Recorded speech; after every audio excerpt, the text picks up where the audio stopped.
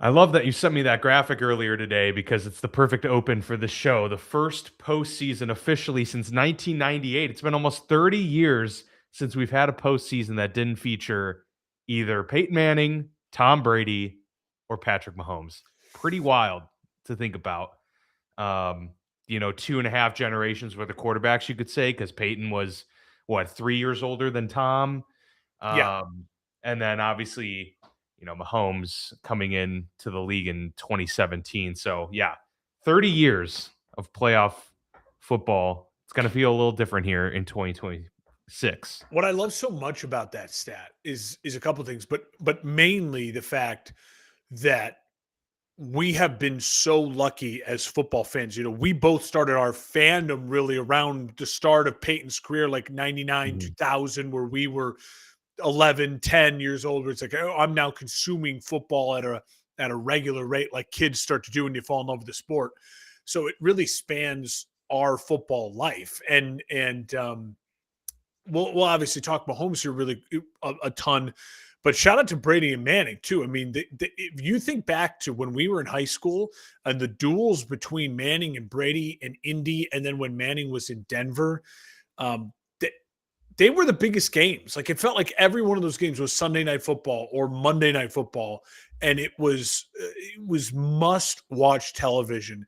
And really we get that again now with like Mahomes and Allen and Lamar and Burrow and Mahomes. Like we have this kind of group of that's rekindled that. Um, Yep.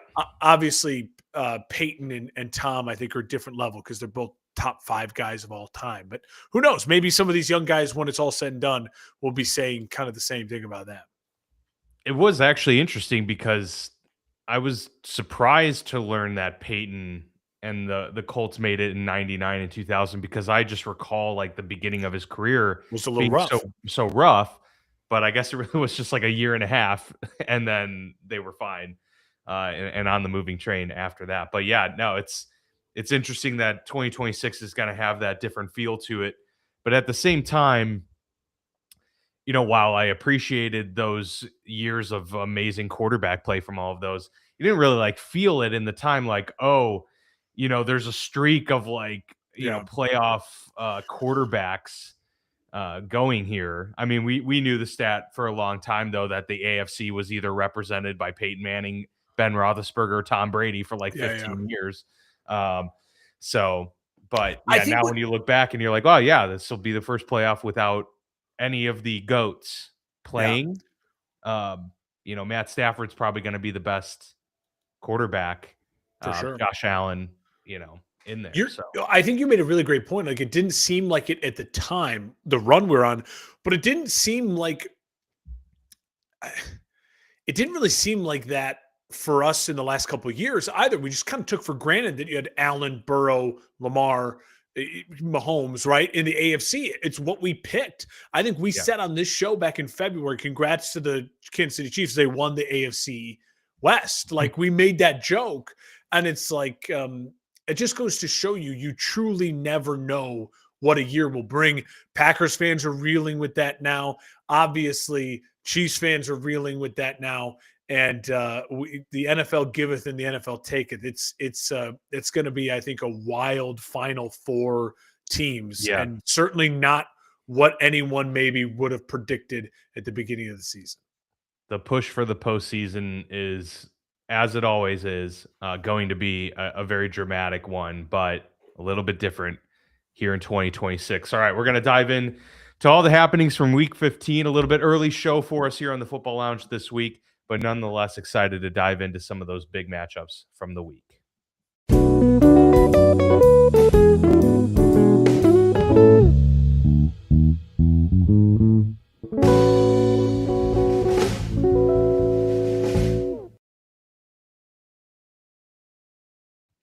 It's going to be a little shorter, more intentional episode, I'd say, here on the Football Lounge with Mark and Dan as we pick apart a couple of those key matchups from the week. Certainly the ones that shaped the current playoff standings. Mark, I do want to touch real quick on the Tampa Bay Buccaneers. They've lost two in a row now. Two games that you had essentially bookmarked as, wins, Saints and Falcons. Not only were they two reeling teams, they're two teams in your division that they have now lost to.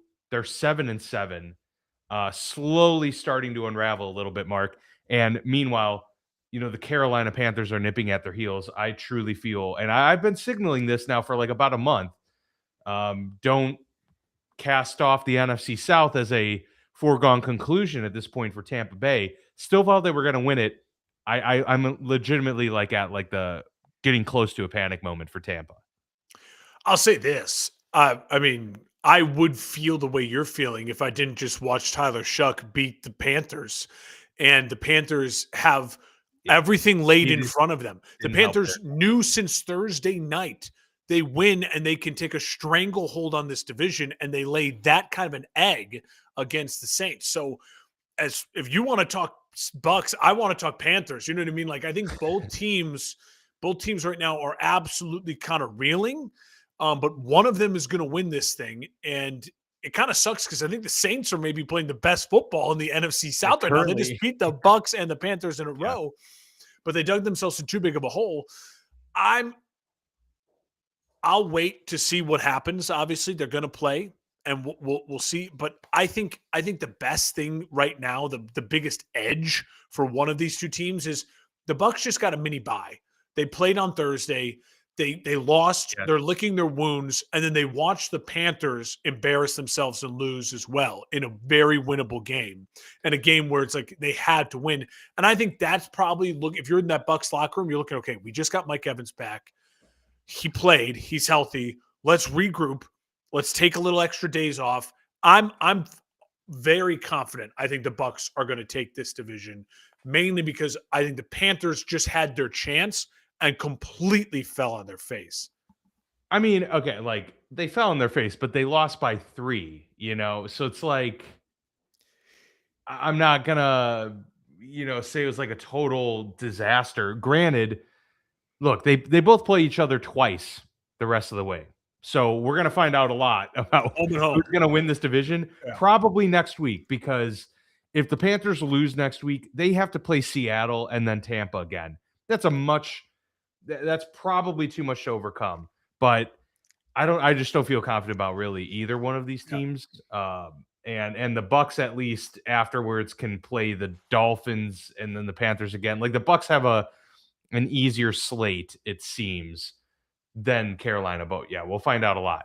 Let's talk about your Bears real quick. Absolutely destroyed the Cleveland Browns, but the one bright spot for the Browns, the Myles Garrett got, just that little bit closer to the NFL sack It's record. one But away. that was One the away. only thing that you could say is a redeeming quality of it. Look, the Browns were bad. You would expect the Bears to win, but you had to probably feel at least decent about how the Bears showed up in this game, and they could easily win this game, 10-3, and you're probably not feeling super great.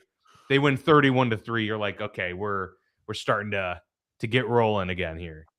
So really quickly in Myles Garrett, I think I'm rooting for him to get it in the next 2 games. I don't want it to Yeah, be like he gets 1 sack in week 17 to tie it. I mean, week 18 to tie it. And it's like, well, he agreed. had the 17 games. I want to see him get it in a 16 game season. I'm moving on to the Bears. Listen, I think there was a moment that I was, and you could tell in my tweeting that I was about to get really frustrated because the Bears were up 14-0. They were on their own like 50-yard line and they went for it on 4th down. And I liked the call. Be aggressive, step on the throats. They don't get it. And I literally got up. I looked at my wife and I was like, I'm going to the bathroom. And I said it because in my head, I was like, I'm going to go pee. And in that 5 seconds, I'm going to come back and it's going to be 14-7. And the Bears are going to have given up a big touchdown. And all of a sudden, it's going to be crap. We're unraveling. And now we're in a dogfight with the Browns. And what did they do? They didn't let that happen. They gave up a field goal. And then they got the ball back and they immediately scored. And it was all of a sudden 21-3. And I was like, oh my God. Like, this is even a different Foreign territory, team yeah. that was playing against the Bengals, a different team that was playing against the Steelers, a different team that was playing against the Raiders early in the year. When the Bears went on that run, remember they were winning these games, but it was a clawing death match and it wasn't complete games. They never played a complete game. They had a moment where it got a little hairy, but they battled back, and all of a sudden they played a complete game. And that brought me so much joy to see a complete game victory. Defense was special. Offense was special. Special teams was very good, except for Cairo Santos, which again, why am I tweeting about Cairo Santos? He's going to drive me crazy. I know it. I just know it. I need Cairo Santos to nut up and make the kicks he's supposed to make, because he can't make any of the kicks that most other kickers can make. So he has to make those kicks. Really quickly, the Roma Dunze thing was frustrating. Um, I didn't think he should have tried to go, but if the medical staff is going to say, yeah, go, clear, give it a warm up, and then he re-injures it, what the fuck are we doing? Like, that is unacceptable, because now he's probably not going to be good to go for this Packers game. And God only knows, like, now do we have to really baby this foot? If it was that touch or go, take the caution and put one of your best players in a spot to be needed when it's needed most. So really was Mhm. frustrated by that. But overall, Caleb Williams, this was if you're still hating on Caleb Williams, like, you're just going to be a hater, and that's fine. Like, every quarterback's got haters. I hated on Aaron Rodgers. I'm a hater of Bo Nix, just because, like, there's every quarterback's got haters, right? Non-believers. But if you're one of those people that's just not believing just because you're listening to the national media for over the last 18 months, just watch the game. I implore you to watch the highlights. This kid is special. And this kid in that weather, minus 15, feels like it didn't bother him at all. And I know it's like Yeah. he's got the reputation of the Southern Cal kid because he played at USC, but he grew up in Washington, D.C., where they get Yeah. weather, right? And he started in Oklahoma, And he went to Oklahoma, like, where they yeah. get weather. And so it's like his ball, his accuracy, his demeanor in that weather in a big pressure game was fantastic. I'll end on this. I love they committed to the run. I think DeAndre Swift looked fantastic. I think both tight ends are really playing well. I know that Cole Kmet, God, I really wish he would have hung on to that ball early in the game. That was such a beautiful throw and catch, and just got knocked Yeah. out. And this was the game that I said when we broke down the schedule in August. Dude, I'm so scared because it's Packers, Browns, Packers. Like, we're going to lose that game to the Browns, because you're going to lose the Packers at Lambeau, and then you're going to be thinking about it, and then you're going to lose the Browns because you're thinking about the Packers the next week, and it's a total trap game. And for them to play the way they did and to come out inspired, get a nice 14-0 lead early, hit a little bit of a slog, and then get back on the gas. I just loved it. Loved it, Yep. loved it, loved it. I think this Bears team is putting themselves in a great spot to beat the Packers next week, and then pretty much completely control their destiny, maybe still for the 1 seed for the remainder of the playoffs for the regular season. Vibes are very high in Chicago. They're that much closer to that 12-win 12, gotta get to guaranteed 12. playoffs type of 2 situation, of 3 but now. It's down to 2 of 3. I'd feel very confident right now in saying that they're at least gonna be an 11-win team this year, which is pretty awesome to Remarkable. think about what we Remarkable. were talking about preseason.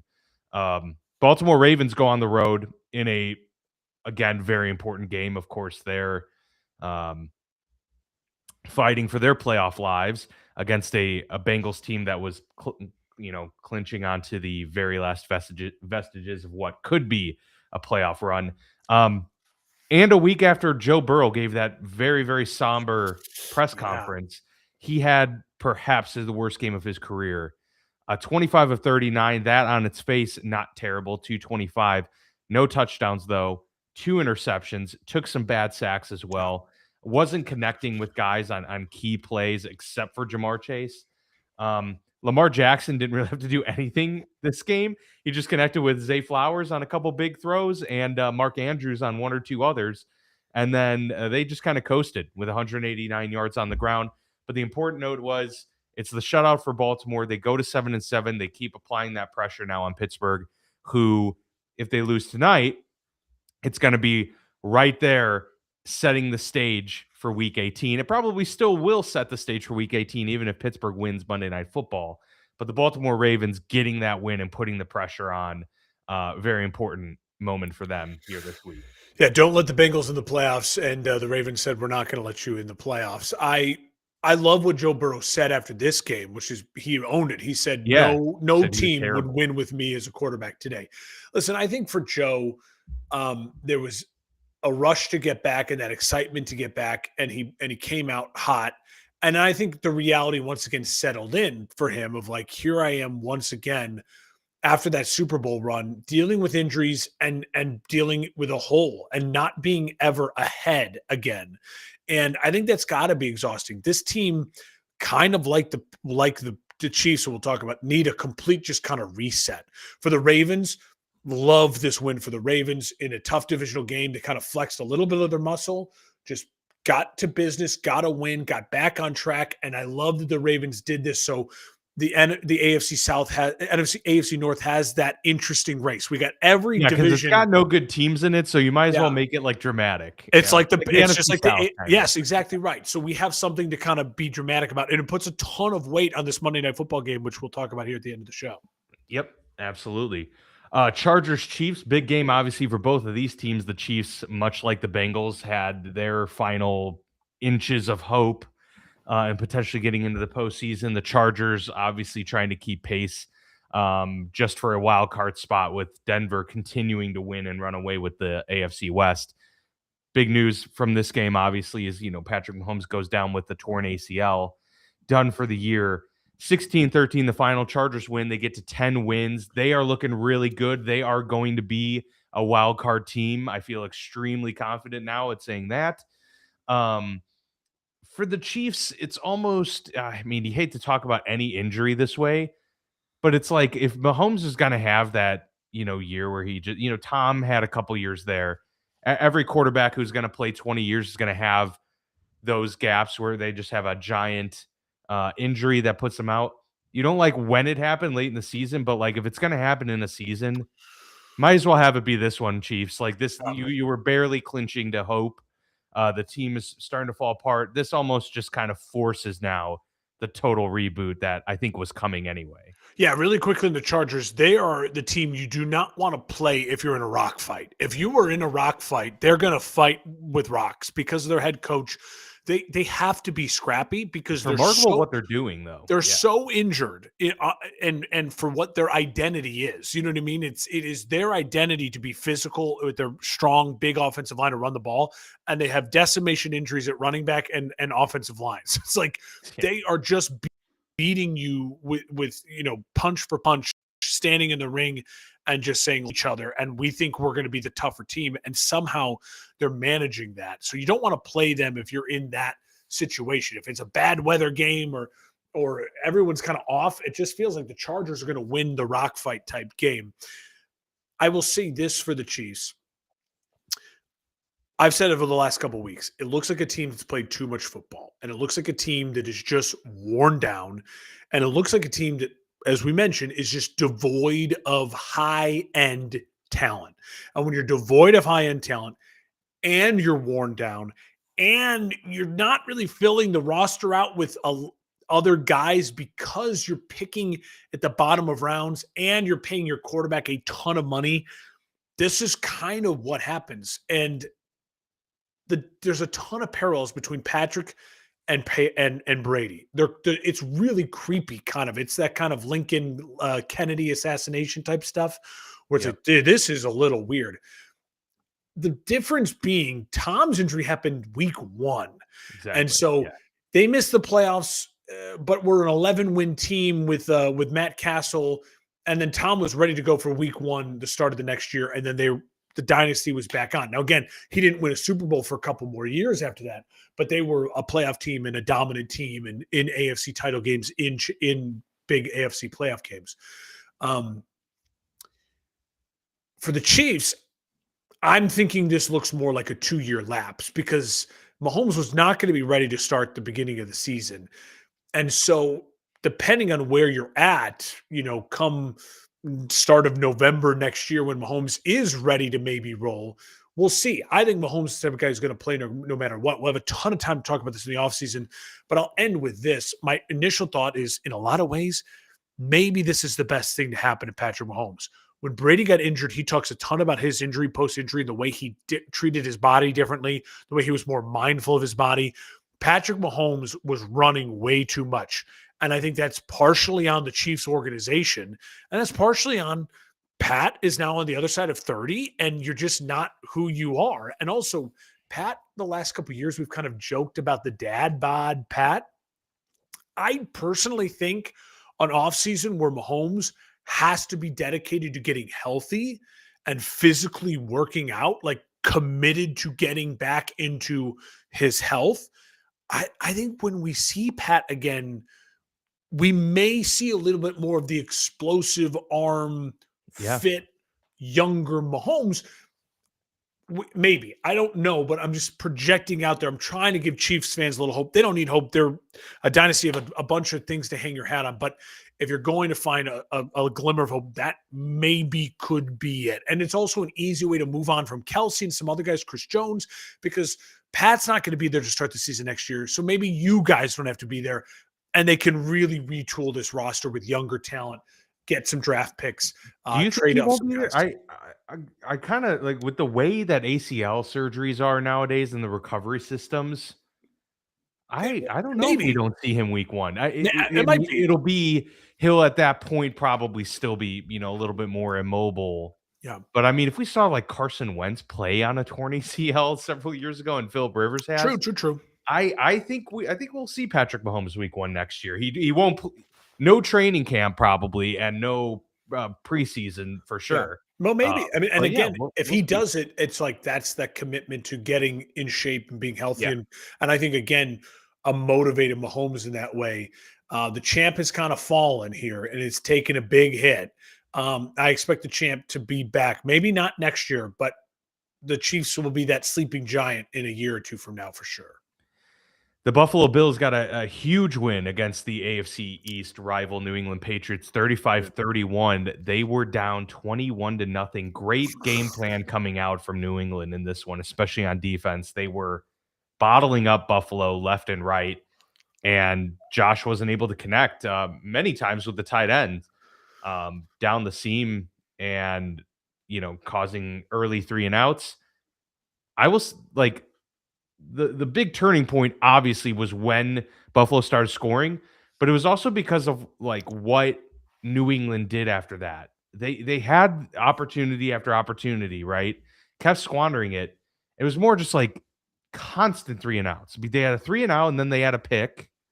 And then after that it was one play, 65-yard touchdown. This was at this point they're in the fourth quarter and had to retake the lead again. But then after that, it's 3 plays punt and then 4 plays downs at the end of the game. And then it was so they really, really started to fall apart. New Yeah. England did. But this was 2 really talented teams going at it. This is kind of why I was saying I'm not believers in like the 1 seed Patriots. Like I still think they're a year away, but now they're a year away from being like potential powerhouses, Whereas before, I just thought they were a year away from the playoffs, which clearly they're making it this year. But I thought this was way more about Buffalo claiming their stake and saying we're not giving up on this division. This is going to be a really exciting race that I'm very much looking forward to watching unfold over these final few weeks. Yeah. The Patriots. Listen, I mean, I'm not panicking if I'm New England. Again, I feel like they're like Chicago. They're a year ahead of schedule, and they have a great head coach. They have a bunch of spots and talent they still need to fill on that roster. And their young quarterback had a little bit of a dud in the second half, and the pressure got really big, and he didn't play great.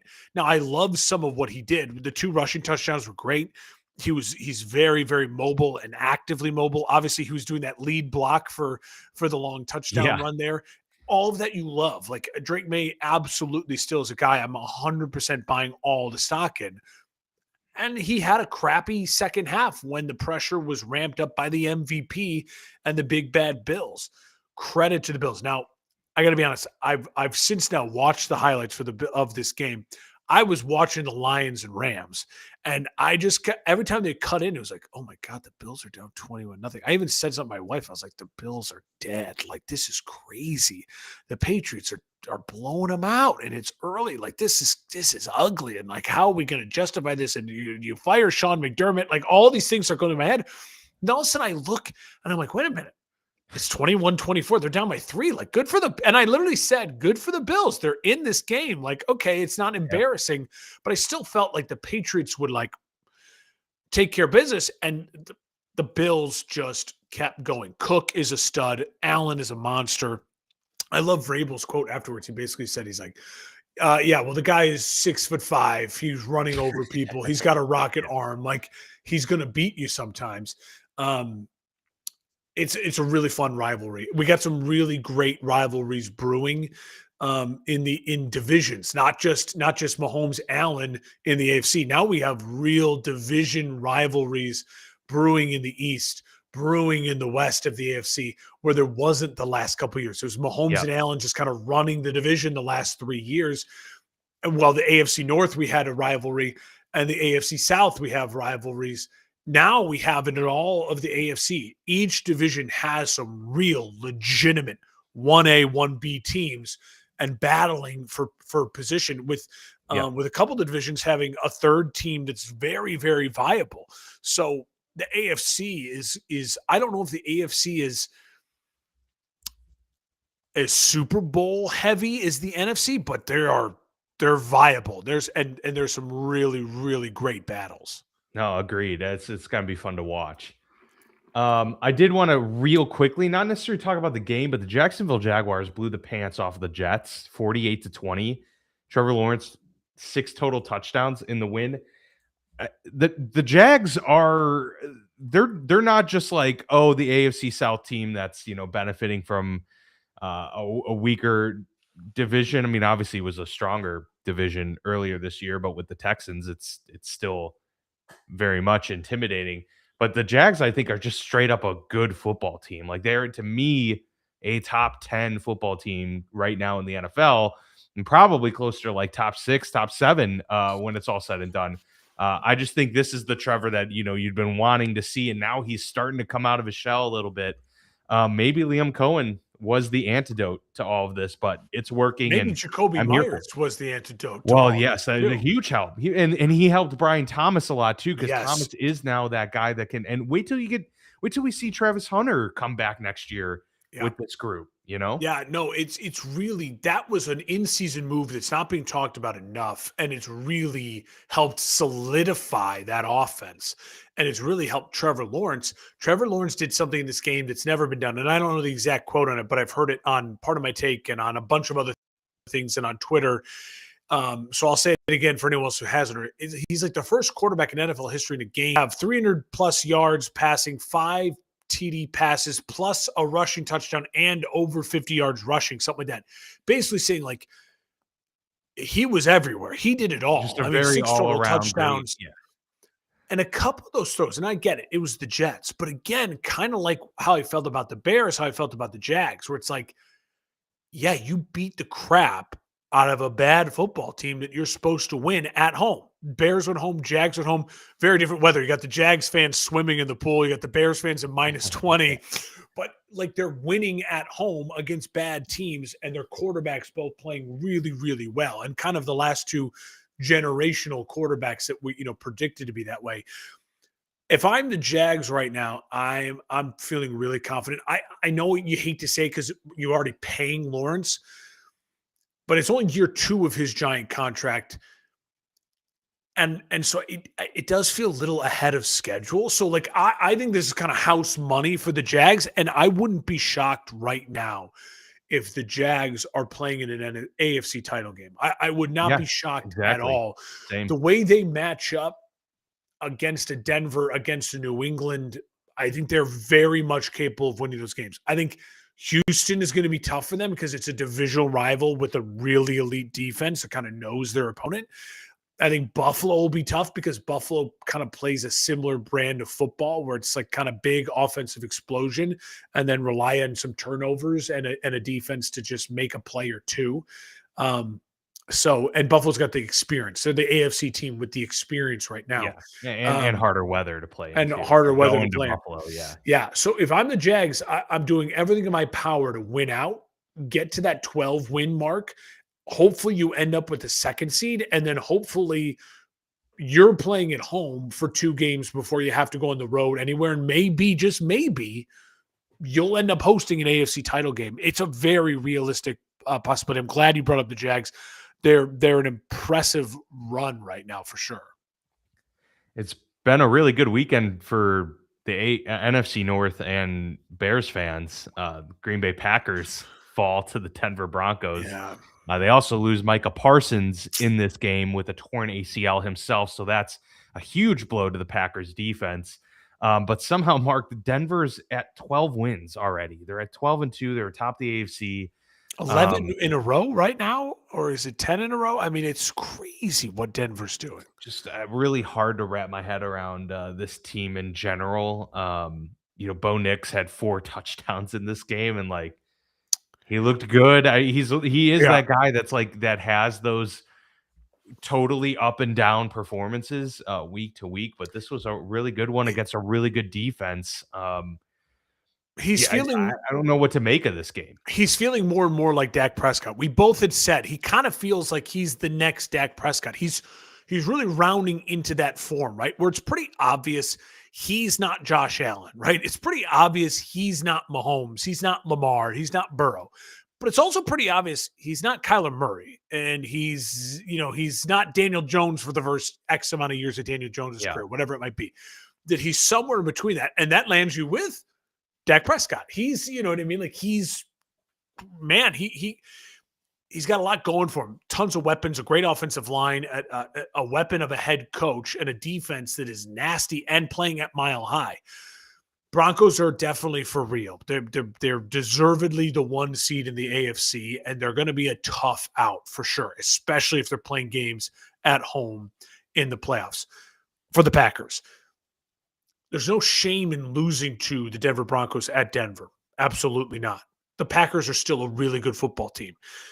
The Packers without Micah Parsons and without Christian Watson, are they a Super Bowl team anymore? I don't think they're capable now of beating the Rams on the road.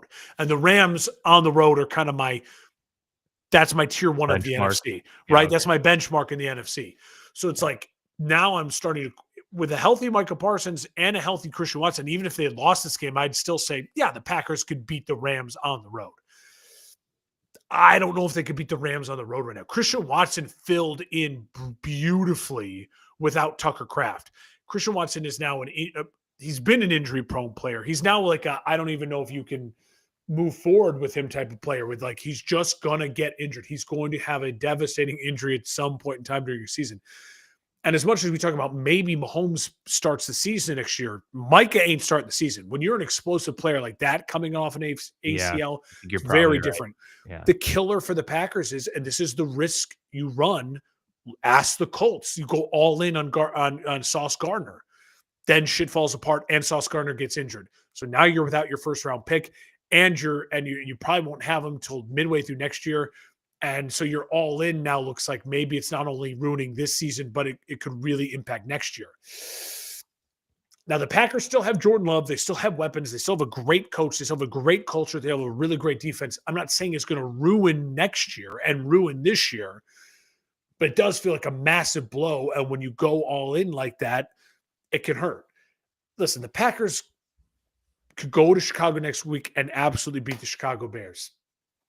Without question, they can absolutely do that. They're still a very talented football team. I don't know yet how I'm going to feel about the Packers. They have a tough schedule. They have Bears, they have the Ravens, and they have the Vikings. And the Vikings playing really good and would love to play spoiler at Minnesota in the final week of the year. The Ravens must win football games down the stretch, and they're playing better football. And then they're obviously playing against the Bears, who right now I think are a better football team. It's a tough stretch for the Packers. The thing they have going for them, though, is that tie. The Packers could lose out and still make the playoffs if the Bears beat the Lions in that final week of the year and a couple other things happen. So they're in a good spot for sure still to make the playoffs. But when you're in this type of talent and this type of all in, you don't want to just make the playoffs. This should be an NFC title game team. And now I just don't know if that's going to be it because of the injuries. Yeah. We'll see how they respond. If they beat the Bears and they show up and guys step up and maybe Matthew Golden finally arrives for this team, the first round pick, absolutely the Packers could just waltz right back into that conversation. Right now it feels though like they just took a step down. Yeah, yeah, and it's unfortunate for them, especially in a week where they were able to, have a shot at making up some ground on Detroit as well, or not making up ground, but really separating, I should Separating. say, especially with the Bears winning. Now What that's a little tougher, and that sets up that game next week to be even huge. bigger, And right? what we now know for my NFC North fans, you probably already know this, but I want to lay it really quickly. We now know because the Bears win and the Lions loss that the worst outcome for the Bears right now will be a Week 18 playoff game. That at this point in time, if the Bears lose the next two games, if they lose to Green Bay and they lose to San Francisco, and the Lions win, they know, or even if the Lions don't win, Week 18 for the Bears will be a win and get in Yeah, situation. yeah. At worst, they will Good have a spot. winning, and that's a really great place to be. To know that in year one of Ben Johnson, I have a Week 18 playoff game, win and get Yeah. in. That's a great spot to be. Obviously, you don't want it to be that way. You just want to win out and put the pressure on, but that's what shifted in the playoff picture. We talked so much about that last week. That's the shift with the Packers and Lions losing and the Bears winning. That's where we sit now. The Lions had a chance against the best team in the NFC, best team in the NFL, and the LA Rams, but the Rams win 41-34. I thought the real great indicator for Detroit's standpoint is that I thought Jared Goff played really, really well. And there's been a lot of times this season where he's maintained.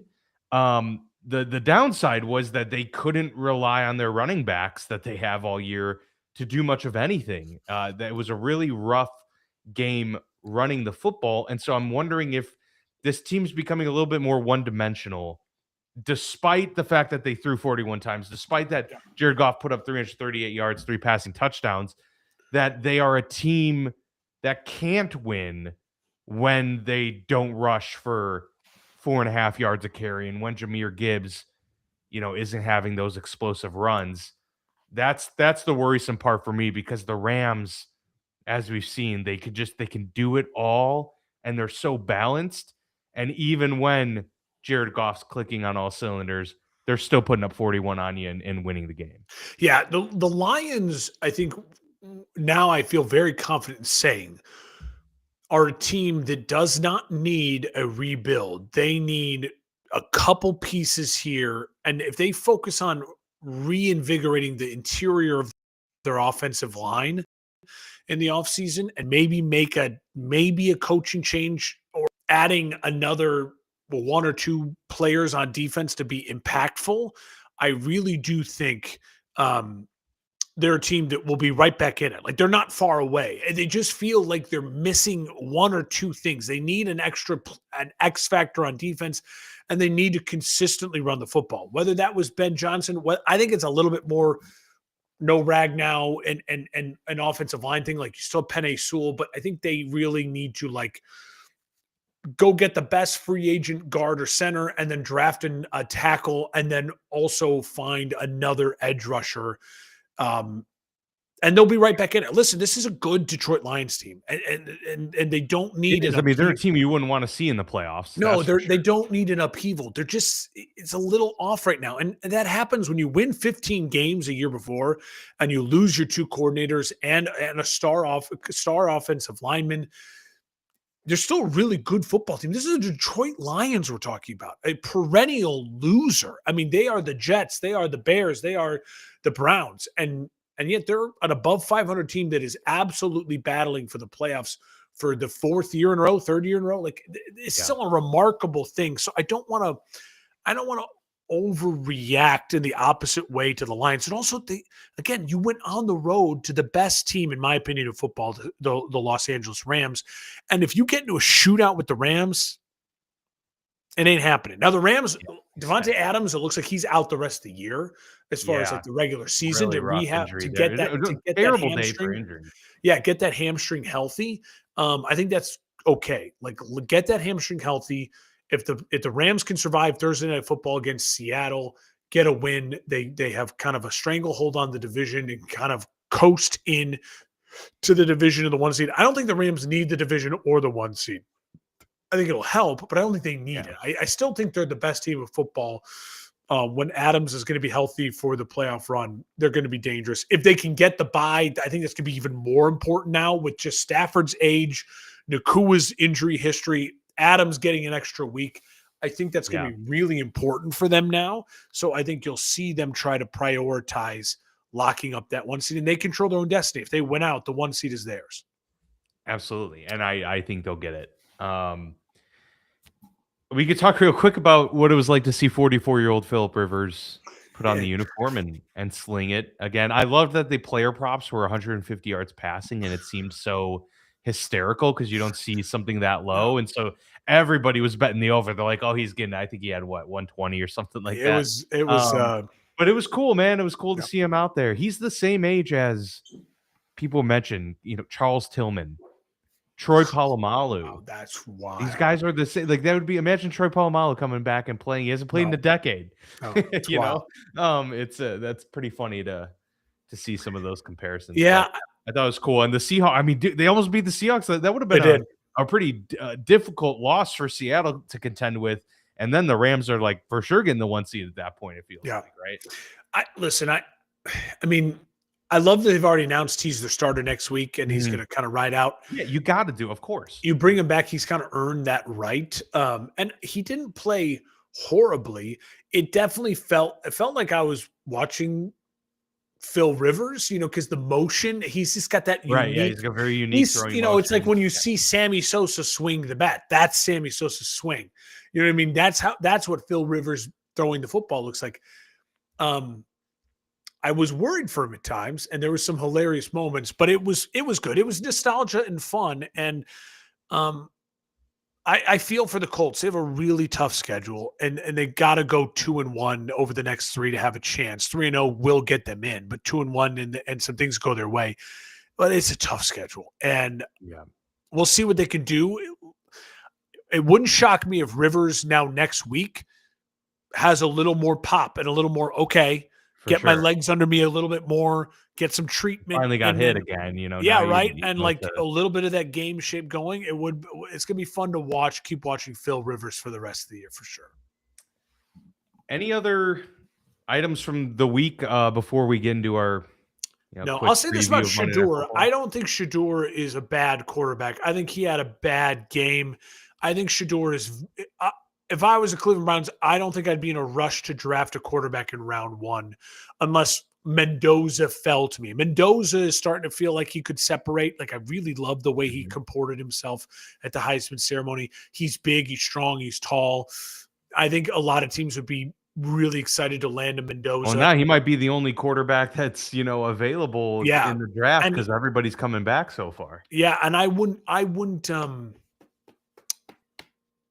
think Shador. I get the sense that kind of like how I feel about Shuck with New Orleans. Like I'd like to see now an off season building and With that in mind, yeah. and go because he's got the talent. I mean, his scramble is in the pocket, the arm. There's a lot of it's all there. He made a couple dumb decisions, and in frigid cold weather against a team that is playing for a lot more than Cleveland is playing for, and has a lot more talent than Cleveland has right now. I I think he I felt even though in a bad game, like I'm okay if the Cleveland Browns are like, we're gonna give him an offseason, we're gonna run with Shador. Well, the Miami Dolphins have won 4 in a row. They've won 5 of their last 6. One of the hottest teams in football, Mark. They travel to Pittsburgh.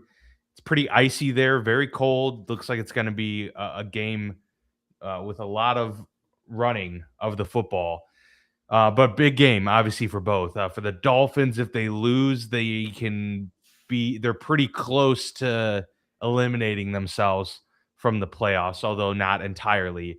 For Pittsburgh, it's a chance to, be a game up on the Baltimore Ravens for the division. Otherwise, we're right back to both teams being 7-7 and leading to this Week 18 showdown. So, yeah, a lot on the line for both teams here. Steelers are at home. They're a 3-point favorite. What are your thoughts on this matchup? I have Steelers money line parlayed with Aaron Rodgers over 200 yards and 1 touchdown, and Tua over 150 yards and 1 touchdown. All right. So a little bit of Okay. easy. The thing is, I feel like the numbers of the passers are going to hit. It's more just I'm banking on the Steelers win. I think the Dolphins kind of escaped their cold weather game with a win. um, and I think now it's going to kind of come back and get them. I think Mike McDaniel's done a great job. I think he's showed that he belongs with another chance. But I think Pittsburgh is playing for something. I think Pittsburgh, knowing with TJ Watt's freak training deflated lung injury, Yeah, crazy story. I think you're going to see a rally in Pittsburgh. I think that crowd's going to be rocking. Knowing to the Baltimore one keeps the pedal on. Aaron Rodgers coming off his best game, and he's getting an extra day of rest in the cold. Aaron Rodgers, it just feels like this is Monday night. Like, I don't think it's going to be pretty. Tomlin's got 21 wins on Monday night. The Steelers have Yeah. a very, very good record on Monday Night Football. I Not don't that think that it's means anything really, but Yeah, I don't think it's gonna be pretty, but I think Steelers 24-17, 24-20 in what will be a they control the game. Maybe the Dolphins score late Yeah. to make it look a little closer. I think you're gonna see Aaron Rodgers, kind of a vintage Monday night, last hurrah Monday night national audience. People want to talk about me, Aaron Rodgers type performance. yeah. No, I think Pittsburgh will win. 27-23 is kind of what I'm feeling. So yeah, we're in the same area. I do think there's going to be a lot of running the football in this one. Jaylen Warren was a last minute addition to the injury I saw that, yeah. report, but he's going to play. He's going to tough it out. Had an illness of some sort, so we'll see. But yeah, we'll have certainly a lot to talk about next week as we get into. Obviously, we'll know more about the AFC North situation, but a lot of matchups to be looking for in Week 16 and beyond, as we're pretty much all divisional games at this point in time. So, really exciting breakdown coming up next week. And yeah, that'll do it for this early edition of the Football Lounge with Mark and Dan. We'll see y'all next week.